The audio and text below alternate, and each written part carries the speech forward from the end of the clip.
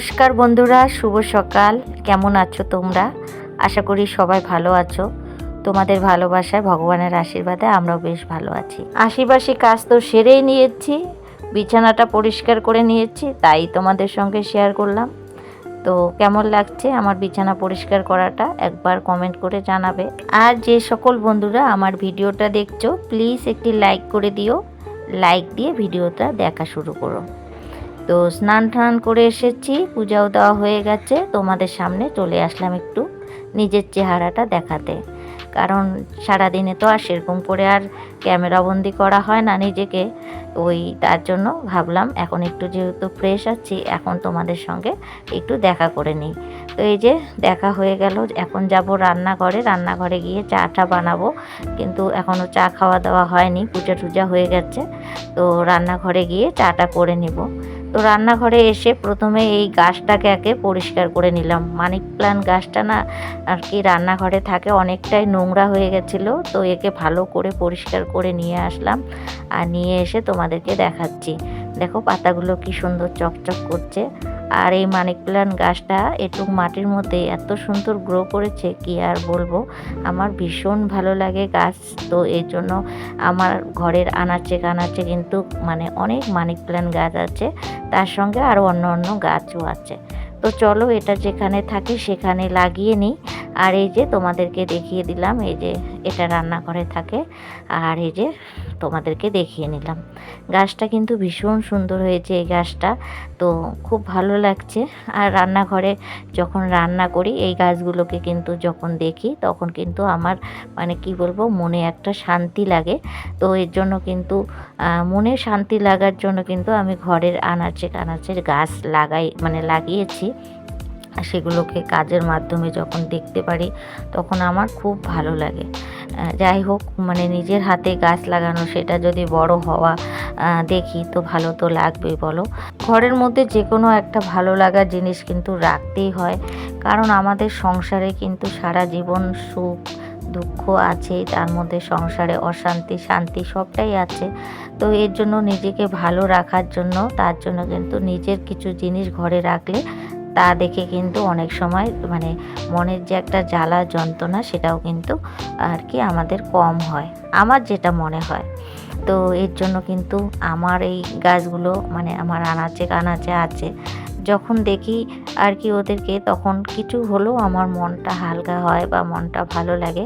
তো এর জন্যে কিন্তু আমি এই গাছগুলো লাগিয়ে দিয়েছি। তো এদিকে চা বসিয়ে দিয়েছি, ছোট্ট মেয়ে ঝুড়ি নিয়ে এসেছে, তো বলল মা খাবে নাকি। তো আমি বললাম না, তুই খা, আর আমি খাবো না। তো এদিকে দেখো চা করে নিয়েছি, চা আর কি হওয়ার দিকে।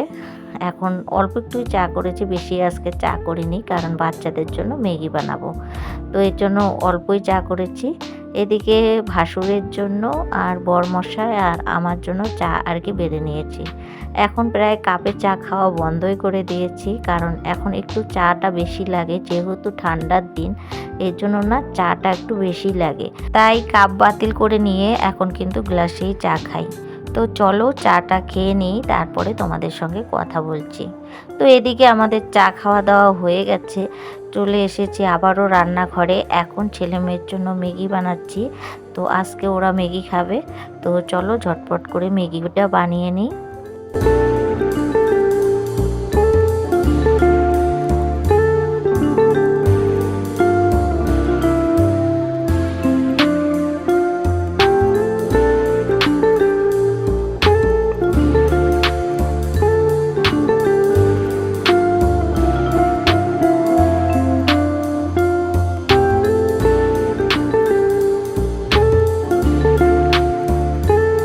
সকালের তো চা খাওয়া, বাচ্চাদের খাওয়া সবই কমপ্লিট। চলে এসেছি এই যে পুস্কিটার কাছে।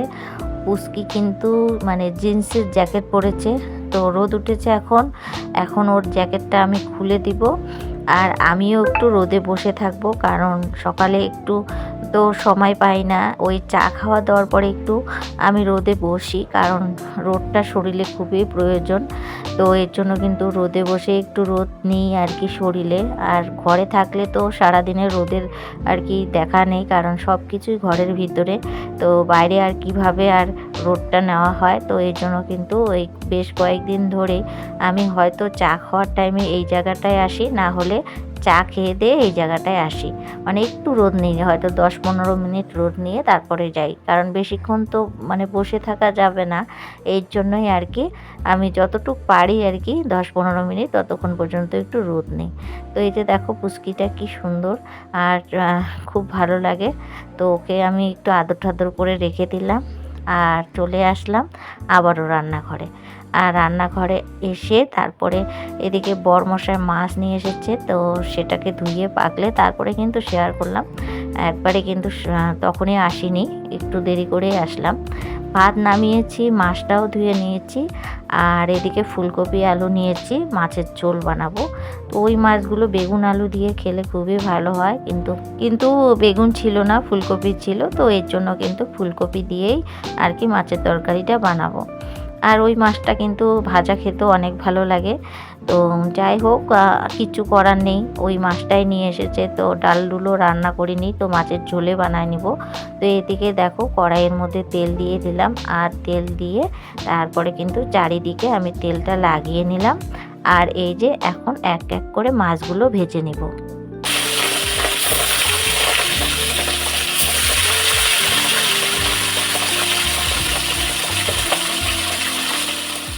ওইদিকে মাছ ভাজাটা বসিয়ে দিয়ে আমি ফুলকপিটা কেটে নিয়েছি, কেটে নিয়ে তারপরে কিন্তু ধুয়ে আমি কিন্তু ভাপ বসিয়েছি ফুলকপি। তো ভাপের মধ্যে একটু লবণ আর একটু হলুদ দিয়ে দিলাম, তো এটা ভাপ হয়ে যাক, আর এদিকে আমি মাছগুলো ভেজে নিই। আর এদিকে রান্না করতে করতে তো আমাদের অনেক কিছুই করতে হয়, কারণ রান্নার ওই জায়গার মধ্যে দাঁড়িয়ে থাকা বা বসে থাকা কোনোটাই হয় না। রান্না করতে করতে আমাদের যে কত কাজ করতে হয় তার কোনো ঠিকানা নেই।